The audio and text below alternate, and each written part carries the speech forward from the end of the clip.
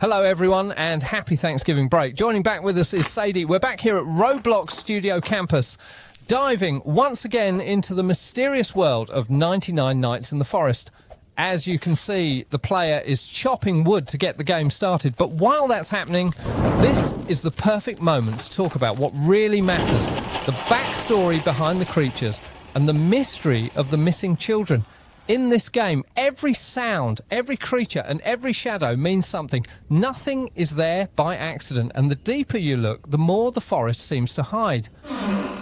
Let's begin with the creature that everyone knows, everyone fears, and everyone has theories about, the deer.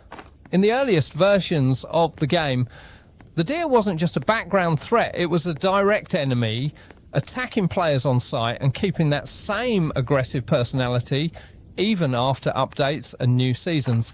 But the devs never told us why the deer behaves like this, leaving the door open for players to build theories over time. And that's where the biggest mystery comes in. Who is behind the disappearance of the children?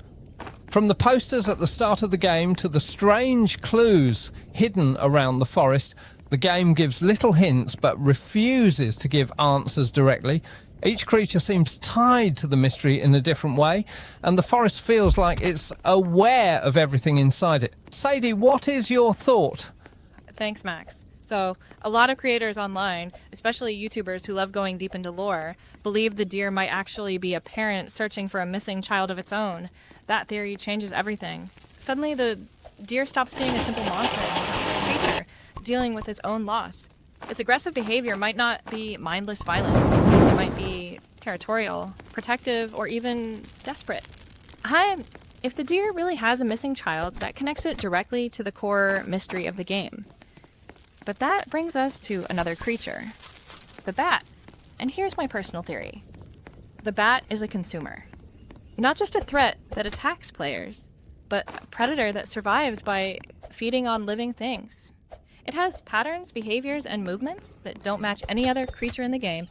If something weak or missing ends up in the wrong part of the forest, the bat is the first one to take advantage.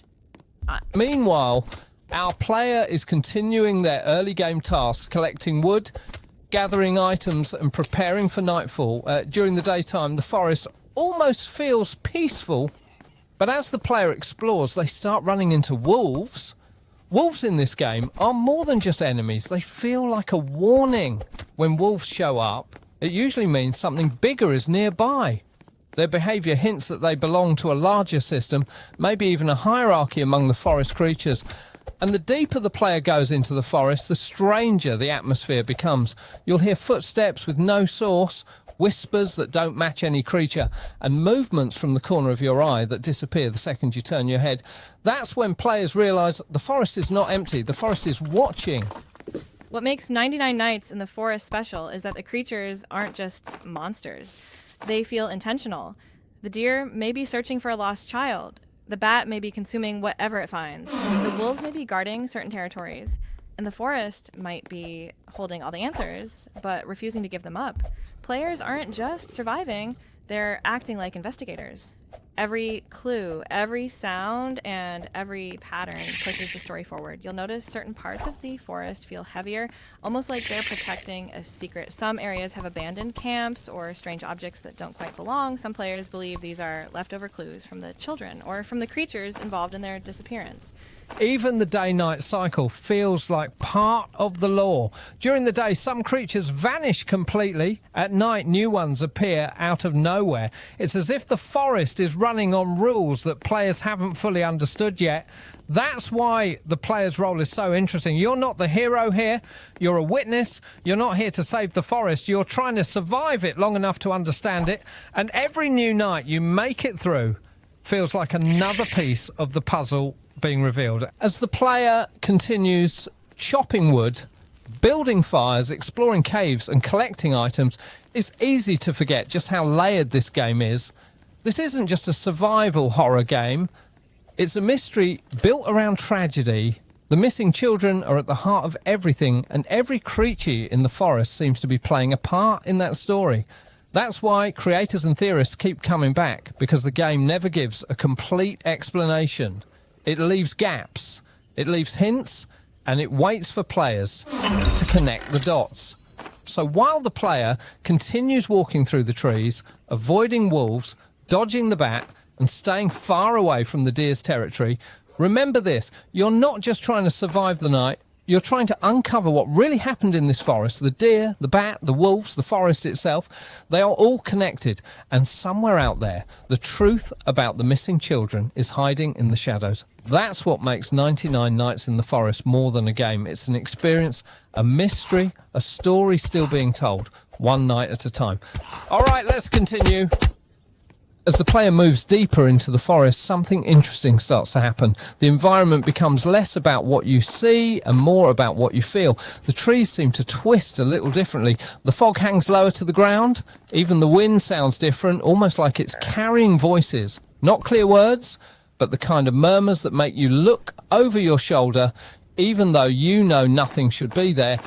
And this is exactly why so many players believe the forest isn't just a setting, it's a character, a guardian, or maybe even the mastermind controlling everything that happens within its borders. Hey, Max, you'll notice that the abandoned campsites feel like they were left in a hurry. Some have tools scattered everywhere, fire is still barely warm, or food left untouched. And the more camps you find, the more you start to wonder how many people came here before you, how many tried to survive, to investigate, or to get answers about the children. And out of all of them, how many actually made it out? The game never tells you, but the silence speaks loud enough. It makes you ask questions. And in a horror game, unanswered questions are the strongest storytelling tool. Meanwhile, the player is preparing for nightfall again. They're stacking wood, crafting tools, and looking around nervously because every night feels different. Some nights are quiet, almost peaceful, like the forest is asleep. Other nights are filled with roars, screeches, and heavy footsteps that sound much too close. And that unpredictability is what builds suspense. You don't know if the deer is nearby. You don't know if the bat is circling above, waiting for darkness to fully set in. You don't know if the wolves are watching from the bushes. And the worst part is, the creatures often appear when you least expect them. One detail that players often miss is how the forest reacts to the player's actions. If you gather too much from one area, the creatures become more aggressive. If you enter certain spots too early in the game, the atmosphere shifts instantly. Some players even report hearing a heartbeat-like sound when they wander too close to hidden parts of the forest, almost as if the forest itself is warning them to turn back. Whether this is intentional design or just the game messing with your mind, it works. It keeps you on edge, constantly aware that something could happen at any moment. And this brings us back to the biggest mystery, the missing children, because everything in the forest seems tied to that event. Some players think the children might still be alive somewhere in the forest, hiding or trapped. Others believe the creatures were created or changed after the children disappeared, as if the forest transformed because of what happened.